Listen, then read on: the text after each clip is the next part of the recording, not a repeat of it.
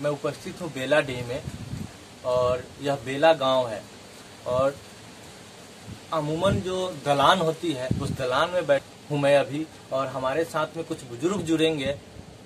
चुनावी चौपाल पे और चुनावी परिचर्चा करेंगे अभी हम और जानेंगे कि जिला परिषद क्षेत्र मुखिया के लिए, जिला परिषद के लिए क्या क्या कार्य करना जरूरी है।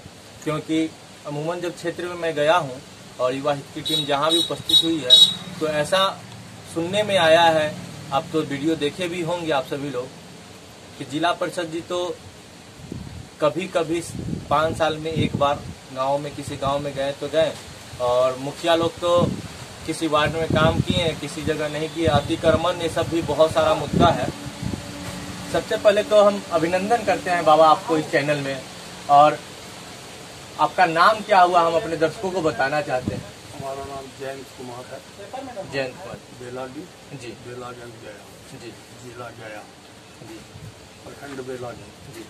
इस बार पहले जो चुनाव होती थी और आज चुनाव हो रही है, कहीं ना कहीं उसमें अंतर है। पहले के प्रत्याशी जो जीत कर आते थे वो काम करते थे, अभी के प्रत्याशी उतना तत्पर नहीं रहते हैं। लेकिन आपके प्रखंड में, आपके पंचायत में, आपके जिला परिषद क्षेत्र में किन किन समस्याओं पे इस बार चुनाव होनी चाहिए अगर मुद्दा देखा जाए तो? समस्या तो गिनना मुश्किल है जी। कार्य हुआ या न हुआ वो तो बात की बात। समस्या की जहाँ तक बात है जी, खाली समस्या है। जी, शिक्षा जी, तो कुछ यहाँ व्यवस्था चौपट किया और करीब करीब कोरोना चौपट कर दिया। जी, और जहाँ तक ये अतिक्रमण का सवाल है, जी। हमारे यहाँ खास करके बेलाडीह में जी, 7 गो पोखर और 1 गो अहरा, जी, एक आमदनी का स्रोत और निकास का स्रोत, जी, जितने भी हैं ये सारे के सारे अतिक्रमण के शिकार हैं। जी, उच्च पदाधिकारी के सूचना के बाद भी जी, आज तक काम नहीं हुआ। आमदनी बेला पॉइंट जो है इस पर 9 करोड़ रुपया, अभी तक 9-10 करोड़ रुपया खर्च हुआ है। लेकिन पर से इस साल तक अभी अहरा में पानी नहीं आया है।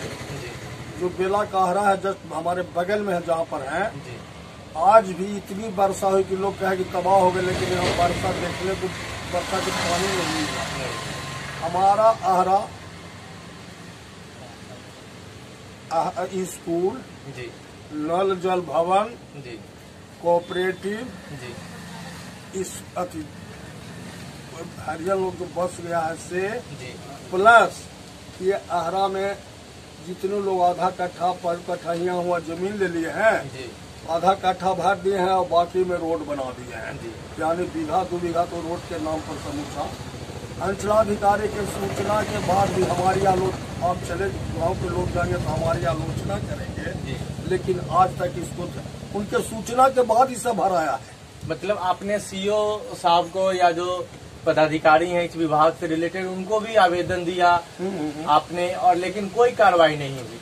आवेदन के नाम मान लिया हम नहीं दिए। जी, हमारे उत्तम शर्मा जी वहाँ एक बार नहीं बल्कि जिला में भी इसकी सूचना दिए। जिला से कुछ आदेश भी आया जिस पर थोड़ा बहुत अमल हुआ कागजी, लेकिन जमीन पर कोई कार्य नहीं दिखा। धरातल पे कोई कार्य कोई नहीं।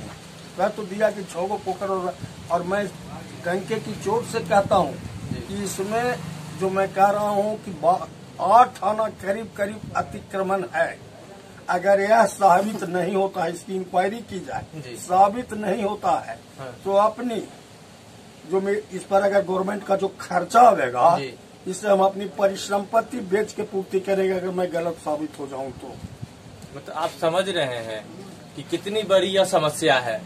और मैं इस मतलब कल बेलागंज के कुछ और इलाकों में गया था सर, तो अग्रवाल स्कूल है, कोई हाई स्कूल है, जिसमें हमें पता चला कि उसकी दीवार पे गोबर का उपला ठोक दिया जाता है। मवेशी उसमें कैंपस में बांधा हुआ रहता है। नालियों का पानी हाई स्कूल के कैंपस में गिराया जाता है। 4 दीवारी नहीं है, जबकि उस स्कूल की महत्व बहुत ज्यादा है इस इलाकों के लिए, इस इलाके के लोगों के लिए। फिर भी ऐसा व्यवस्था क्यों? क्या व्यवस्था तो जो वहाँ के प्रभारी रहते हैं जी। उनका है। जब तक माननीय हमारे पूर्व चंद्रदेव बाबू थे जी तब तक वहाँ का व्यवस्था ठीक रहा। जी उसके बाद कहीं कोई व्यवस्था नहीं है। जो हैंड भी आया जी उसका बंदरबाट हुआ। और जो गोईठा ठोकने की बात है जी ये तो परंपरागत है, रिवाज है। जी ये रिवाज और बहुत पहले से लोग उसमें ठोक रहे हैं। जी कोई देखे वाला न कोई बोले वाला है। आज जिसके कारण है दिनों दिन मनोबल बढ़ा जा रहा है, आदत काम करने का बढ़ा जा रहा है। आगे से चहारदीवारी भी नहीं है, बाउंड्री वॉल भी नहीं है। पहले तो सब कुछ था, जी गेट तक था, जी दोनों और गेट था। जी उसके बाद तो हालांकि बीच में काम भी हुआ जी लेकिन खाना पूरी फिर जस के तस। जी उसमें मवेशी बांधा हुआ रहता है तो बगल के सब ज्यादा बिका रहता है। जी। लेकिन क्या उस पे मतलब स्थानीय विधायक जी लोग को सोचना नहीं चाहिए? विधायक तो आए रोड से अब गए, जमीन पर उतर के गांव घर पब्लिक से मिलेंगे तब ना। उनको समस्या का पते नहीं है। अपने यानी कि अपने मस्ती में मस्त है। क्योंकि समस्या तो लोगों के मिलने के बाद जमीन पर उतरने के बाद आते हैं जी। आज पदाधिकारी हो या विधायिका या विधायक कोई हो जी जमीन पर उतरेंगे तब ना। जैसे बेलाडी रोड के किनारे है और यहाँ भी समस्या है तो और जो 10-5 कोस देहात में पड़ता है वहाँ की समस्या क्या होगी यह तो समझने की चीज है। जी आपके क्षेत्र से एक युवा प्रत्याशी आपने जिक्र भी किया उत्तम शर्मा जी का, वो काफी मुद्दों को लेकर उजागर किए हैं, लगातार पदाधिकारियों से मिल रहे हैं, पदाधिकारियों को आवेदन कर रहे हैं, चिट्ठी लिख रहे हैं सांसद को, पथ निर्माण मंत्री नितिन नवीन को भी चिट्ठी लिखे हैं कुछ रोड के मामले में। तो इस बार क्या लगता है, उम्मीद क्या है उनके बारे में कुछ बताएं, ओपिनियन पोल क्या कर रही है? कहने का एक मतलब यह है जी कि जो वर्तमान समय है, पहले चुनाव होता था फलना बाबू बुजुर्ग थी जी, फलना मानिंदे है थी जी, आज तो यह कट गया। आज तो बात सोची जा रही है कि कौन आदमी कर्मठ हो और उसमें कर्मठता के लिए शिक्षा जरूरी है जी।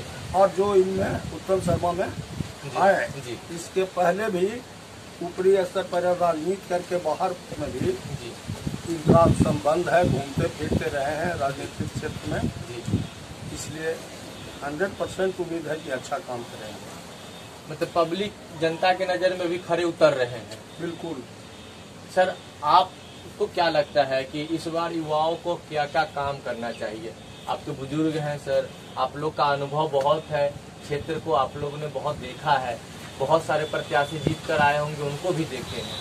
इस बार के प्रत्याशियों में से कौन सबसे अच्छा प्रत्याशी अभी की नज़र में आपको लग रहा है? जितना प्रत्याशी जीत के गए जी कभी कोई आए नहीं जी, चाहे विधायक हो, MP हो, जिला परिषद हो, कोई तो पब्लिक के बीच में नहीं आए हैं। इलेक्शन के टाइम में सब आते हैं, इलेक्शन के बाद कोई नहीं आते।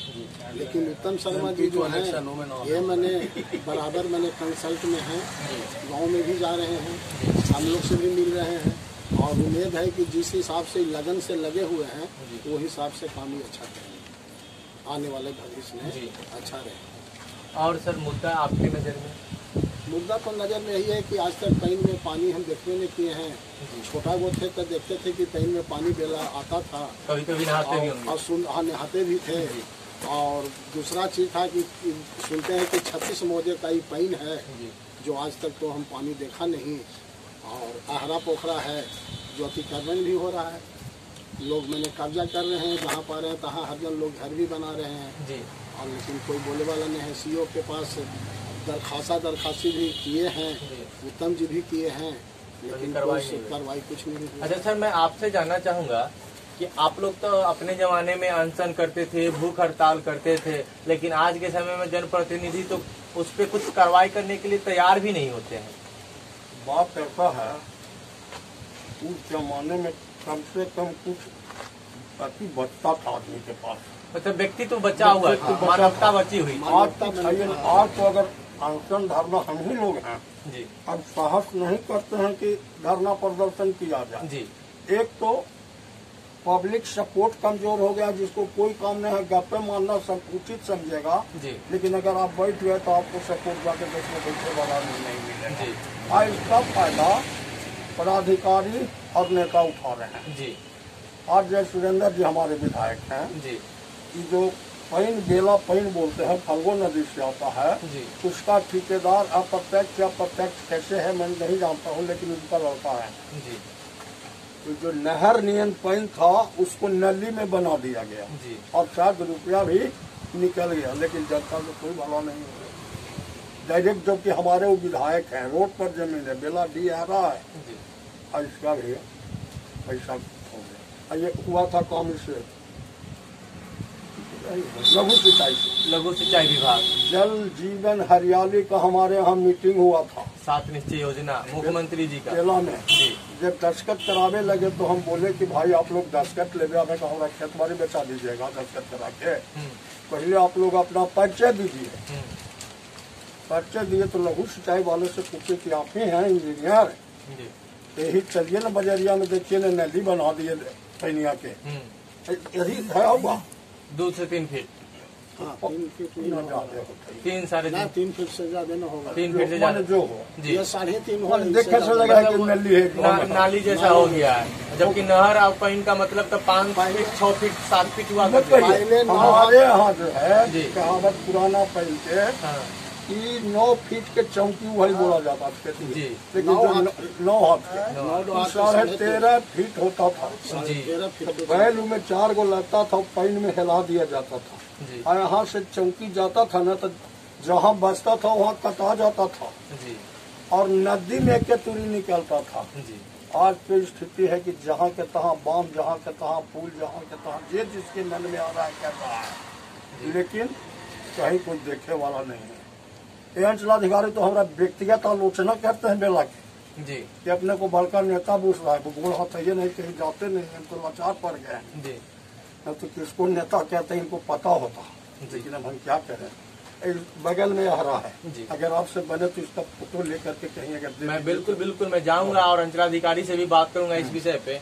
और कहीं ना कहीं हमारे अंदर में भी गलती है कि हम अपने बुजुर्गों को और अनुभव से भरे हुए लोगों का सम्मान नहीं करते हैं और उनका साथ नहीं देते हैं, इसलिए पंचायत कहीं ना कहीं विकास से कोसों दूर होते जा रहा है। कृषि योग्य जमीन परती में तब्दील हो रही है और महंगाई बढ़ती जा रही है। जनप्रतिनिधि और पदाधिकारी सुस्त हुए जा रहे हैं क्योंकि उन पर दबाव नहीं बन पा रहे। बहुत बहुत आभार आप लोगों का अपना अनुभव शेयर करने के लिए, और कहीं न कहीं आप लोग के अनुभव आपके पंचायत और आपके क्षेत्र के विकास में भागीदार बनेगा। नल जल वाले योजना पे भी हम लोग जाएंगे और उसको अभी हम रिकॉर्ड करके दिखाएंगे अपने चैनल के माध्यम से। बने रहे युवा हित में। नमस्कार।